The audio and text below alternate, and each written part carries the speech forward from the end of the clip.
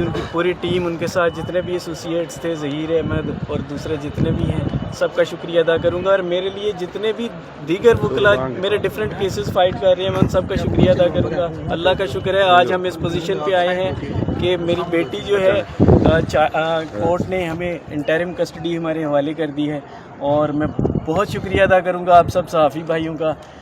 ये मेरी सिस्टर भी खड़ी हैं, इन सब का मैं शुक्रिया अदा करूंगा कि आप लोगों ने मेरे लिए जो अनथक मेहनत की। यकीन करें इसके बगैर शायद ये पॉसिबल नहीं था। और एट दी एंड वो तमाम लोग जो अपनी दुआओं में हाथ उठा के मेरे लिए दुआएं करते थे, मैं उन सब का, और अभी भी करते हैं, मैं उन सब का शुक्रिया अदा करूंगा। और मेरे पास अल्फाज तो नहीं है, मुझे नहीं समझ आ रही मैं क्या बोलूँ आज। लेकिन तालीम और तरबियत के लिए क्या बंदोबस्त करेंगे? देखिए जो मैक्सिमम पॉसिबिलिटी। मज़ीद ख़बरन ऐं तफ़सीलात लाइ विज़िट कयो असांजी वेबसाइट www.awamiNewsHD.com ऐं ॾिसंदा रहो अवामी न्यूज़ HD।